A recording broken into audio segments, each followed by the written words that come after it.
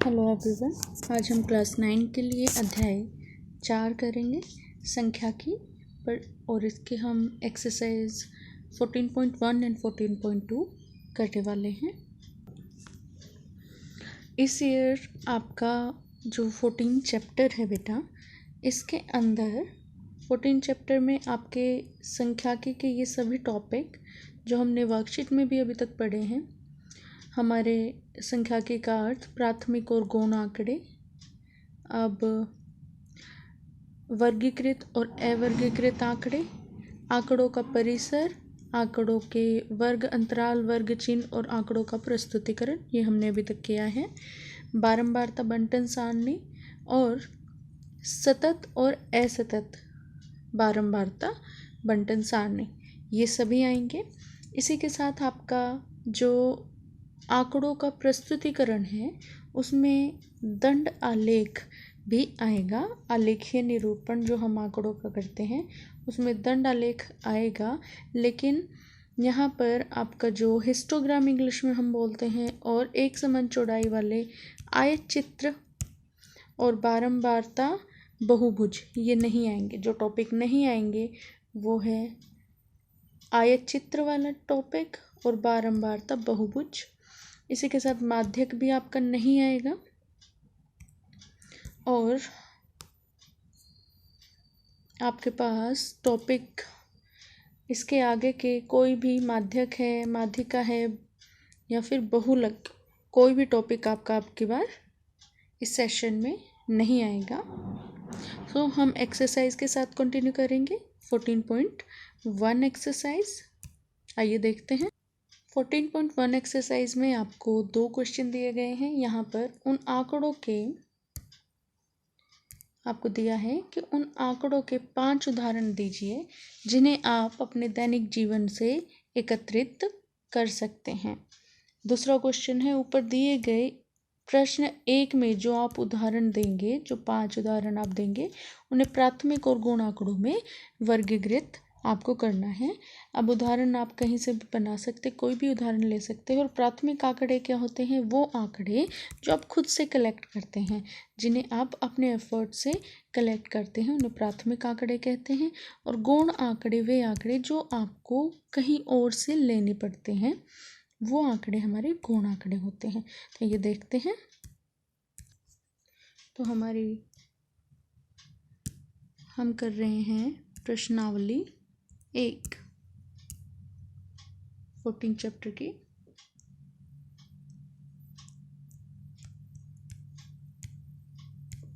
प्रश्नावली 1 कर रहे हैं 14.1। यहाँ पर फर्स्ट क्वेश्चन आपको दिया है कि आपको आंकड़ों के उदाहरण देने हैं, आंकड़े जो एकत्र करने हैं। फर्स्ट आप ले सकते हैं आपकी कक्षा के छात्रों की संख्या,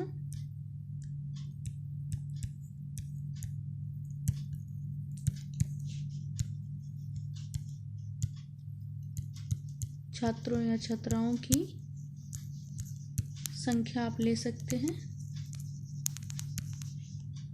सेकंड आप क्या ले सकते हैं? सेकंड आप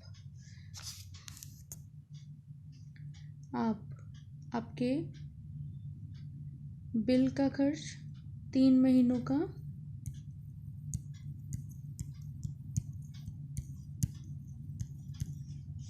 बिजली खर्च,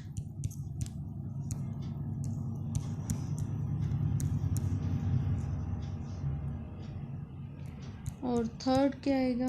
थर्ड आप ले लीजिए विद्यालय में पंखों की संख्या,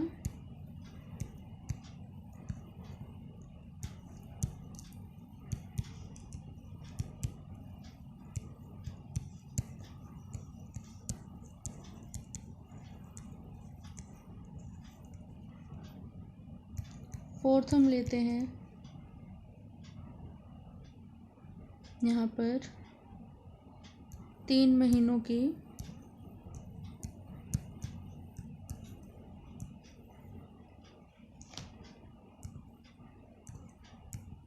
मौसम अनुमान,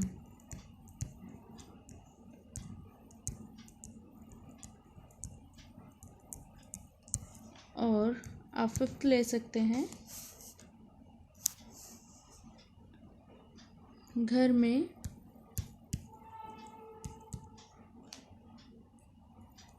रसोई खर्च।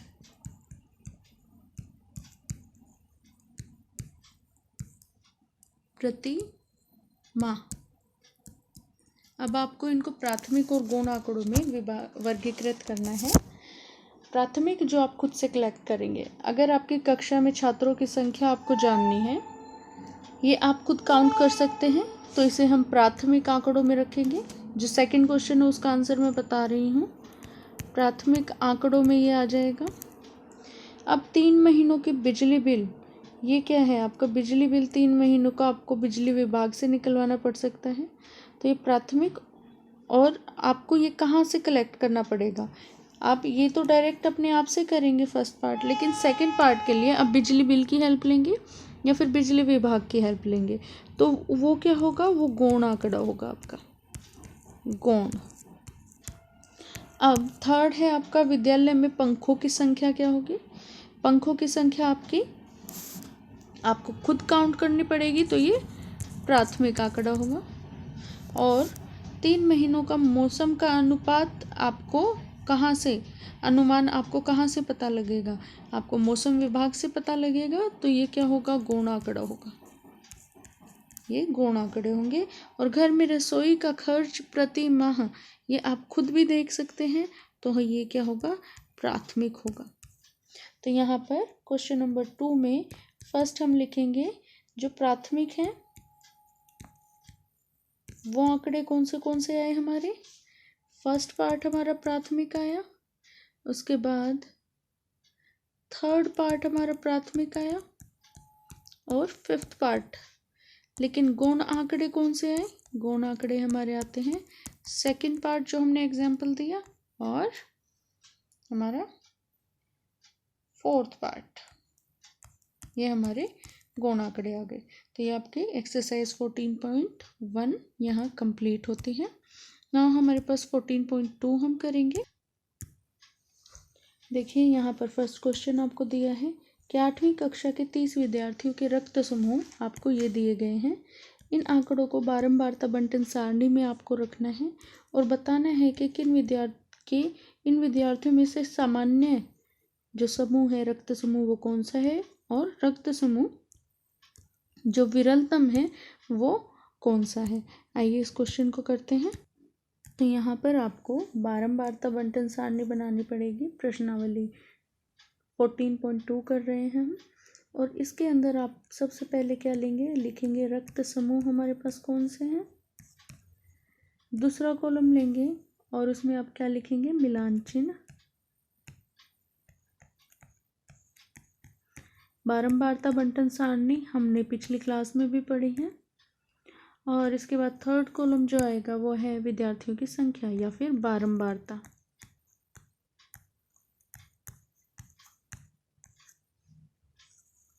यहाँ पर ए ब्लड ग्रुप है, बी है, ओ एन ए बी आपके ब्लड ग्रुप दिए गए हैं। जब हम इन संख्याओं को गिनेंगे कि कौन से ब्लड ग्रुप कितने हैं, तो ये आएगा 9, और मिलान चिन्ह हम लगा देंगे। बहुत इजी चैप्टर है ये। और बी हमारे बी ब्लड ग्रुप वाले बच्चे कितने आए, 6 आते हैं, 5 and 6। ओ ब्लड ग्रुप हमारे कितने आते हैं, 12 आते हैं, तो 12 कितने बनेंगे, यहाँ पर हम मिलान चिन्ह लगा देंगे। ओ हमारे 12 आते हैं और ये 12, और ए भी हमारे 3 आते हैं, 1 2 and 3। तो यहाँ पर हम कुल योग लिख देंगे। कुल कितने बनते हैं हमारे, इनको ऐड करेंगे तो ये 30 आएंगे। इट मीन्स हमारा आंसर सही है। अब यहाँ पर आपको बताना है कि अधिक सामान्य जो रक्त समूह है, सामान्य रक्त समूह कौन सा है, जो सबसे ज़्यादा होगा वही सामान्य होगा, तो वो कौन सा है, ओ। और अधिक विरल कौन सा है या फिर विरलतम, विरलतम रक्त समूह हमारा कौन सा बनता है? विरलतम रक्त समूह हमारा जो सबसे कम होगा वो है ए बी। ये आपका क्वेश्चन नंबर 1 होगा। और अब हम क्वेश्चन नंबर 2 करेंगे। क्वेश्चन नंबर 2 में कहा गया है कि 40 इंजीनियर्स हैं, उनके आवास से कार्यस्थल की दूरी दी गई है। ये आपका वर्कशीट में भी आपने क्वेश्चन किया है। और 0 से 5 के आपको क्या बनाने हैं? अंतराल बनाने हैं। पहला अंतराल 0 से 5 लेंगे, वर्ग माप 5 होना चाहिए और बारंबारता बंटन सारणी आपको बनानी है। और आपको बताना है मुख्य लक्षण, इसमें से आप क्या क्या लिख सकते हैं। आइए इसे क्वेश्चन नंबर 2 है 14.2 का। यहाँ पर हम पहले दूरी लिखेंगे पहले कॉलम में, फिर हम लिख देते हैं मिलान चिन्ह और लास्ट में हमारे पास आएगा बारंबारता।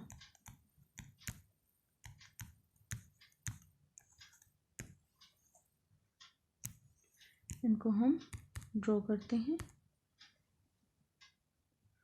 0 से 5 हो गए, 5 से 10, मैक्सिमम हमारे पास यहाँ 32 आ रहा है तो हम 35 तक लेकर चलेंगे। 10 to 15, 15 to 20, 20 to 25, 25 to 30 and 30 to 35। ये हमें बारंबारता बंटन सारणी बनानी है। अब यहाँ पर मिलान चिन्ह भी हम लगाएंगे। बारंबारता इनकी क्या क्या आती है? 0 से 5, 5 ऐसे इंजीनियर्स हैं। 5 से 10 किलोमीटर जिनकी दूरी है 11, 10 से 15 वाले भी 11 हैं, फिर 9, 1, 1 और लास्ट आता है आपके पास 2। इनके हम मिलान चिन्ह लगाएंगे। 6, 7, 8, 9, 10 और 11। इसी तरह से 11 यहाँ भी हैं। जब आप अपनी कॉपी पर इन्हें करेंगे तो ये आप बड़ी क्लियरली अच्छे से आप इन्हें ड्रॉ कर सकते हैं। और फिर 1, 1 एंड 2 ये आपके दूरियों को हमने बारंबारता के साथ टेबल में लिख लिया। अब हम यहाँ से क्या लक्षण मुख्य देख सकते हैं? सबसे पहले आप लिख सकते हैं कि अधिकतम जो ज़्यादातर बारंबारता, सबसे ज़्यादा बारंबारता कौन से ग्रुप में आती है? वो आती है 5 से 10 और 10 से 15 में आती है। सबसे कम कौन से में आती है? हमारे पास सबसे कम जो आ रही है बारंबारता वो आ रही है 20 से 25 और 25 से 30, 1 and 1 ये बारंबारता आ रही है। और इस तरह आप इस क्वेश्चन को कर सकते हैं। आइए अब हम थर्ड क्वेश्चन करेंगे। थर्ड क्वेश्चन से देखिए यहाँ पर बोलता है थर्ड क्वेश्चन इज, यहाँ पर है कि 30 दिनों वाले महीने में एक नगर की आर्द्रता क्या दी गई है? ये सभी आर्द्रता दी गई है। आपको इन आर्द्रता को क्या करना है? इनको आपको बारंबारता बंटन सारणी में लिखना है। और यहाँ पर वर्ग आपके ये दिए गए हैं, 2-2 का गैप करके वर्ग बनाए गए हैं। वर्ग अंतराल 2-2 का लिया गया है। और क्या आप बता सकते हैं कि आंकड़े किस महीने या ऋतु से को संबोधित करता है, या फिर आपने आंकड़ों का परिसर आपको ज्ञात करना है? तो इसे हम करें। देखिए क्वेश्चन नंबर 3 हम कर रहे हैं। सबसे पहले हम बारंबारता बंटन सारणी को बनाएंगे। निम्न आर्द्रता, पहले आप देखिए सबसे कम आर्द्रता क्या है? सबसे कम है आपकी 84.9 अगर आप देखें तो। और अधिक कौन सी है? सबसे अधिकतम जो वो आपकी आर्द्रता है वो है 99.2%। तो हमें क्या करना होगा? आंकड़ों का परिसर यहाँ पर क्या हो जाएगा आपका, आंकड़ों का परिसर आपका निकालना चाहें तो वो आएगा आपका मैक्सिमम में से आप मिनिमम को माइनस कर दें। सबसे ज़्यादा जो आपको दी गई है आंकड़ों में वैल्यू, उसमें से विरलता जो सबसे कम वाली है उसे माइनस करेंगे और ये आपका 14.3 आएगा। ये आपका क्या आ जाएगा, परिसर आ जाएगा आंकड़ों का। अब आपको क्या करना है, ये बारंबारता बंटन सारणी हम बनाएंगे और यहाँ पर कौन सी ऋतु को ये संबोधित कर सकता है, ये वर्षा ऋतु को संबोधित करेगा। यहाँ पर ये वर्षा ऋतु को संबोधित करता है। अब आप इसके लिए बारंबारता बंटन सारणी बनाएं। सबसे पहले तो आप आर्द्रता लिखेंगे, देन आप मिलान चिन्ह लगाएंगे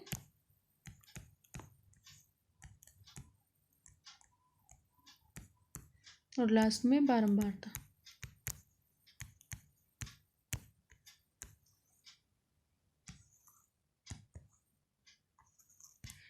यहाँ पर 84 to 86, 86 to 88, 88 to 90, 90 to 92, 92 से 94 होगा, 94 से 99 तक जा रही है आपकी आर्द्रता, मैक्सिमम 99.2 दी गई है तो हम 100 तक ले जाएंगे इन वैल्यूज़ को। 96, 96 से आप 98 लेंगे और 98 से कहाँ तक जा रहे हैं, 100 तक जा रहे हैं। अब आपके पास इनकी वैल्यूज़ क्या होंगी, 1, 86 से 88 वाला 1 है, 88 90 से 90 तक हम 2 ले रहे हैं, 90 से 92 तक जब हम काउंट कर रहे हैं तो 2 आ रहे हैं। अब 92 से 94 7, 94 to 96 हमारे पास 6 आ रहे हैं। ऐसे वैल्यूज़ आंकड़ों में जो दी गई हैं 96 to 98 7 वैल्यूज़ हैं और 98 to 100 हमारे पास 4 वैल्यूज़ हैं। अब इनके लिए मिलान चिन्ह लगाएंगे, 1 आएगा 1 और 2 2 7 7 एंड 6, ये हमारे 6 हो गए। 7 अगेन 7 एंड 4, ये आपके यहाँ पर बारंबारता बंटन सारणी ड्रॉ हो जाती है क्वेश्चन नंबर 3 के लिए। अब हम क्वेश्चन नंबर 4 करेंगे और देखिए क्वेश्चन नंबर 4 में आपको क्या दिया गया है। क्वेश्चन नंबर कहता है निकटतम सेंटीमीटरों में मापी गई 50 विद्यार्थियों की लंबाई ये है, सेंटीमीटर में मापी गई लंबाई है ये। अब आपको 5-5 के गैप के अंतराल बनाने हैं और आंकड़ों को वर्गीकृत बारंबारता बंटन सारणी के रूप में लिखना है और विद्यार्थियों की लंबाइयों के संबंध में निष्कर्ष निकालना है। क्या इस सारणी से आप विद्यार्थियों के लिए निष्कर्ष पर कुछ पहुंच सकते हैं, ये हमें बताना है। आइए करते हैं इस क्वेश्चन को। देखिए क्वेश्चन नंबर 4 के लिए हमें बारंबारता बंटन सारणी ड्रॉ करेंगे सबसे पहले। तो हम यहाँ पर लंबाई लेंगे, जो विद्यार्थियों की लंबाई है उसके साथ मिलान चिन्ह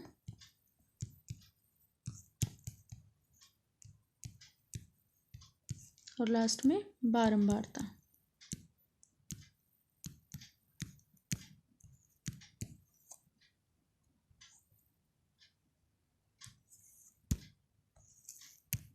यहाँ पर आपको बताया गया है 5-5 के गैप में आपको लेना है।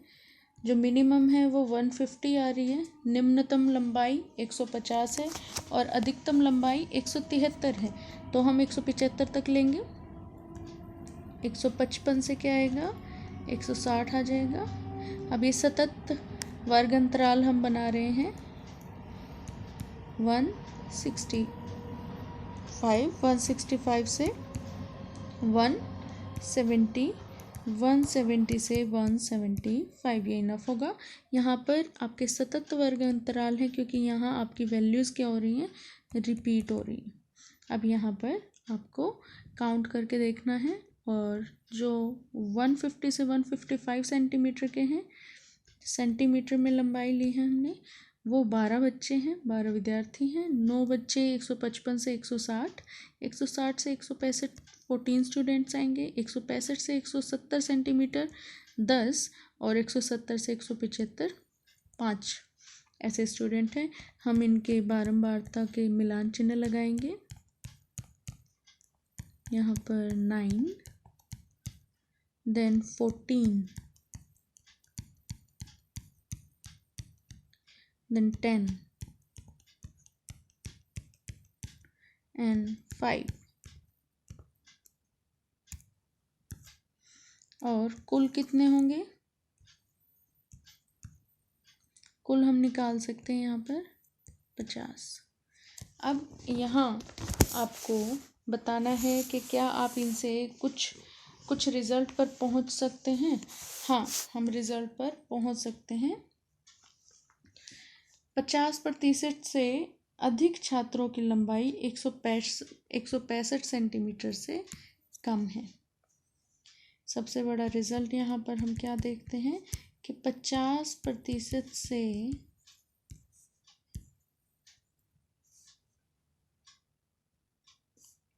अधिक विद्यार्थियों की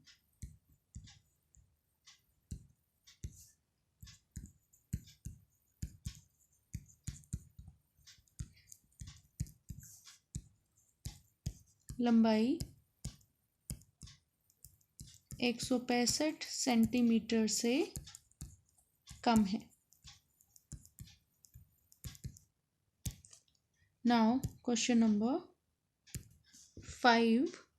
एक नगर में वायु में सल्फर डाइऑक्साइड का सांद्रण भाग प्रति मिलियन में ज्ञात करने के लिए एक अध्ययन किया गया। 30 दिनों के प्राप्त किए गए आंकड़े ये हैं। ये 30 दिनों तक आंकड़े रखे गए कि आपके सल्फर डाइऑक्साइड आपके वायु में कितनी है। अब आपको वर्ग अंतराल में इसे लिखना है। आपको बारंबारता बंटन सारणी बनानी है और वर्ग अंतराल इसके बनाने हैं। अब सल्फर डाइऑक्साइड की सांद्रता कितने दिन 0.11 भाग प्रति मिलियन से अधिक रही है। आपको बताना है 0.11 से अधिक 11 से अधिक कितनी जगह पर कितनी बार रही है, कितने दिन रही है, और अंतराल आपको इस गैप के लेने हैं। आइए इस क्वेश्चन को करते हैं। क्वेश्चन नंबर 5, इसकी हम बारंबारता बंटन सारणी को ड्रॉ करेंगे।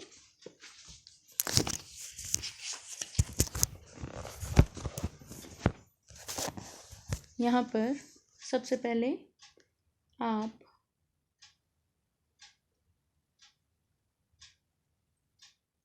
लिखेंगे सांद्रण कितनी वो घुली हुई है वायु में, और यहाँ पर मिलान चिन्ह,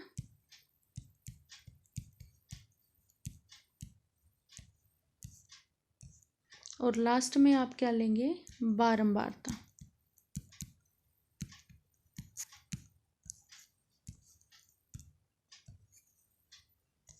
सांद्रण में आपको 0.00 से 0.04 और 4 to 0.08 ये आपको वैल्यूज़ बनानी है, पार्ट्स बनाने हैं। 8 से 0.12, 0.12 से 0.14,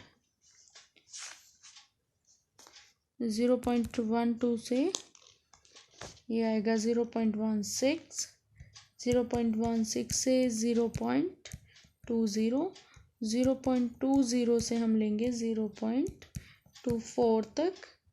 अधिकतम हमारी सांद्रण क्या है, 0.18 है। तो 18 है तो वो कहाँ तक आएगी। अब यहाँ पर हमें मिलान चिन्ह लगाने हैं। 4 ये कितने होंगे, 9 होंगे, ये भी 9, 2, 4 and 2। अब यहाँ पर आप मिलान चिन्ह लगा सकते हैं। 9 2 ये हो गए। अब आपको यहाँ पर बताना है कि सल्फर डाइऑक्साइड की जो सांद्रता है वो कितने दिन 0.11 से अधिक है। 0.11 से अधिक रहने के लिए यहाँ 4 + 2 + 2 कर दीजिए। कितने दिन हुई वो हमारी हो गई 8 डेज। सेकंड पार्ट का आंसर क्या होगा? 8 दिन वो अधिक रही है। अब यहाँ पर नेक्स्ट क्वेश्चन करेंगे। देखिए यहाँ दिया गया है कि 3 सिक्कों को एक साथ 30 बार उछाला गया और प्रत्येक बार चित्त आने की संख्या निम्न है। हर बार चित्त आया उसकी संख्या दी गई है। 30 बार उछाला गया 3 सिक्कों को, हर बार चित्त आने की संख्या 0 1 2 इस तरह से आपको आंकड़ा दे दिया गया। 30 बार का आंकड़ा दिया है। कितने सिक्कों पर पहली बार में 0 पर आया, दूसरी बार में 1 सिक्के पर चित्त आया, तीसरी बार में 2 सिक्कों पर चित्त आया। इस तरह से आपको ये डाटा दिया गया है। ऊपर दिए गए आंकड़ों को बारंबारता बंटन सारणी में आप प्रदर्शित करें। देखते हैं, बहुत ईजी क्वेश्चन है। Question number 6। यहाँ पर आप सिरों की संख्या लिखेंगे, यानी कि सिरों की संख्या यानी कि चित्त आने की संख्या। चित्त आने की संख्या हम लिख रहे हैं और यहाँ पर क्या लिखेंगे? बारंबारता। मिलान चिन्ह भी आप लगा सकते हैं।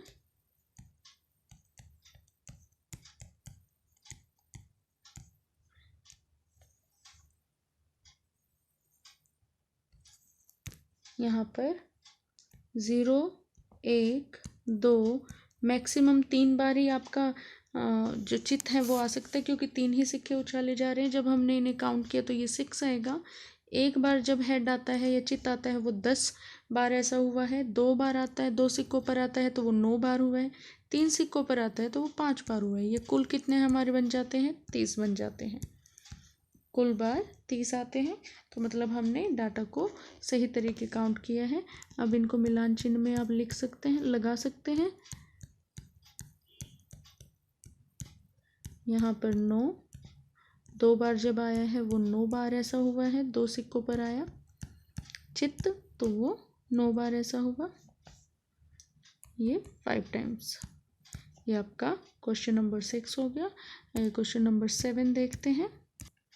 देखिए क्वेश्चन में क्या दिया गया है? 50 दशमलव रूप में पाई का मान लिखा है।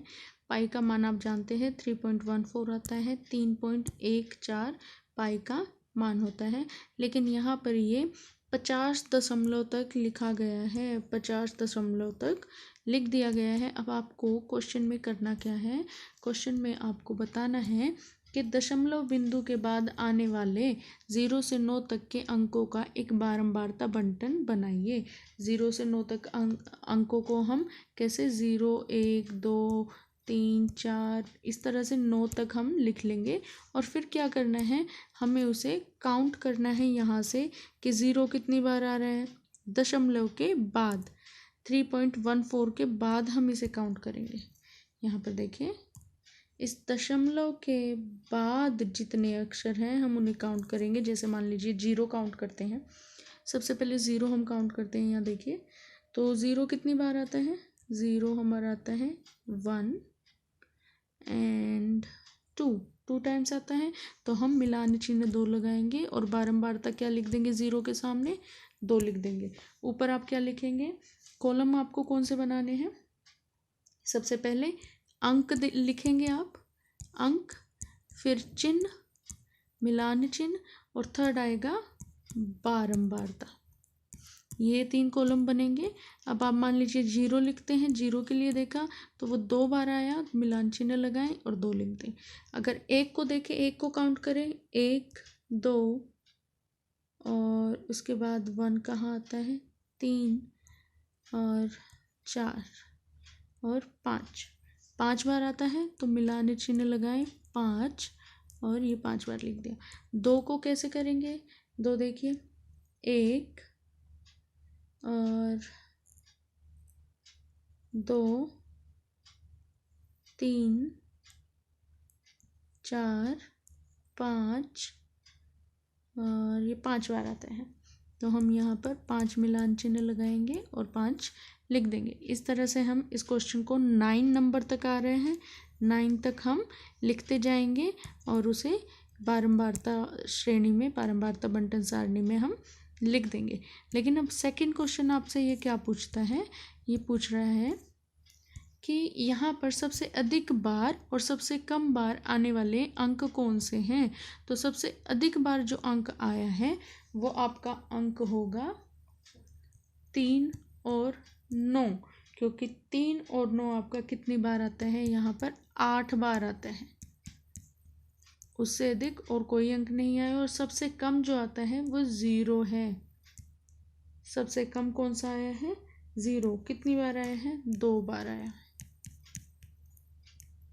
तो ये आपका क्वेश्चन नंबर 7 था। अब क्वेश्चन नंबर 8 क्या कहता है, 30 बच्चों से यह पूछा गया कि उन्हें सप्ताह कितने घंटों तक टीवी के प्रोग्राम देखें। कितने घंटों तक देखे गए वो आपने यहाँ पर आंकड़ों में देख लिया कि 30 बच्चों की यहाँ पर संख्या लिख दी गई, कितने घंटों तक उन्होंने टीवी देखा है पिछले सप्ताह में।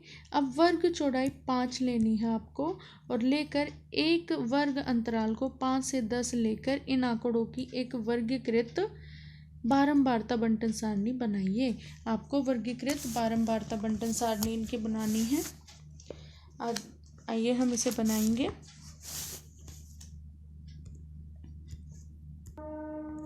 क्वेश्चन नंबर 8 हम कर रहे हैं। बंटन सारणी में आप क्या लिखेंगे, कितने घंटे देखा है, मिलान चिन्ह लगाएंगे।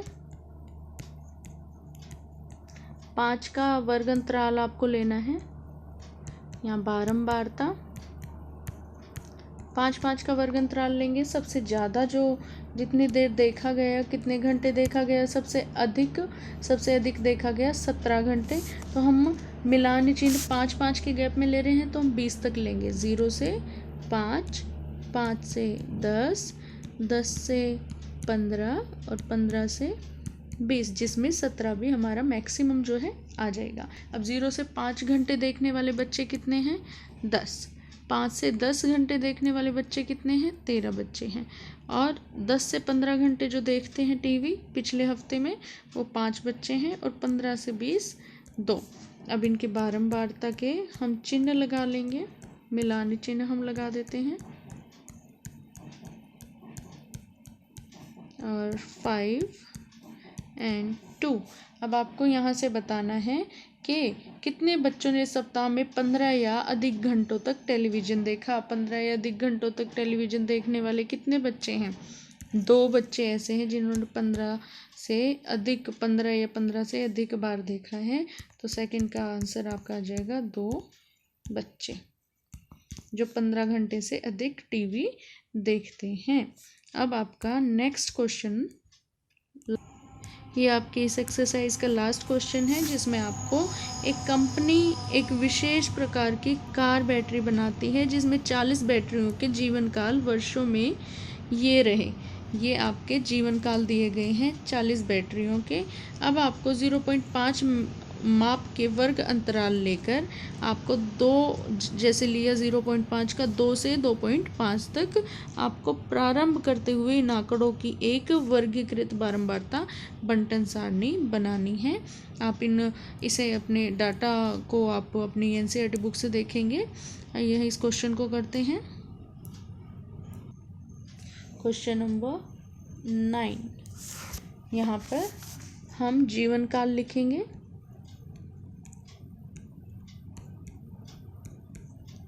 किसका जीवन काल है ये, बैटरी का जीवन काल वर्षों में हम लिख रहे हैं, वर्षों में। और फिर हम लिखेंगे मिलान चिन्ह और नेक्स्ट हमें लिखना है बारंबारता।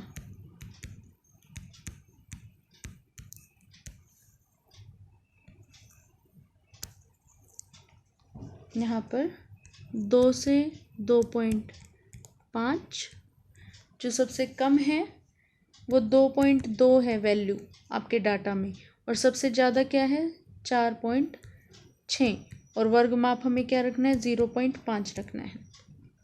तो 2.2 है तो 2 से ही हम बारंबारता बंटन सारणी में आपका अंतराल लेंगे। 2 से 2.5 हमने लिया, फिर हम ले रहे हैं 2.5 से 3, फिर हम 3 से 3.5 सतत वर्ग अंतराल है।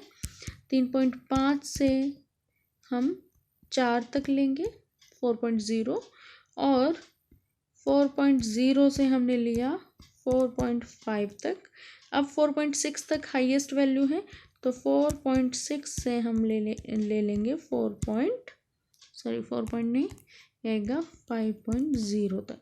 अब जब आप इन्हें काउंट करेंगे तो ये वैल्यूज़ कुछ इस तरह होंगी। 2.5 से 3 तक 6 हमारी बारंबारता होगी। ऐसी बैटरी 6 हैं, और 14 बैटरी हैं जो 3.0 से 3.5 साल के लिए चल सकती हैं। 3.5 से 4 तक 11 बैटरी होंगी। 4.5 तक कितनी होंगी 4 बैटरी होंगी, और 3 इनके मिलान चिन्ह लगाने हैं,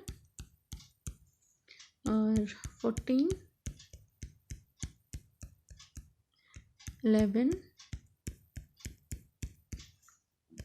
and 4 and 3। ये आपका यहाँ पर बारंबारता बंटन सारणी बन जाती है। और कुल योग इनका कितना होगा, कुल यहाँ पर 40 हमारी बैटरी दी गई है। तो ये आपका क्वेश्चन यहाँ कंप्लीट होता है। 14.1 2 आपकी कंप्लीट होती हैं। आप इन्हें अपने एनसीईआरटी बुक से रिवाइज़ करें, एग्जाम्पल्स को भी रिवाइज़ करें, और बड़े अच्छे से आप इसे सॉल्व करके देखें। And like, share and subscribe. Thank you.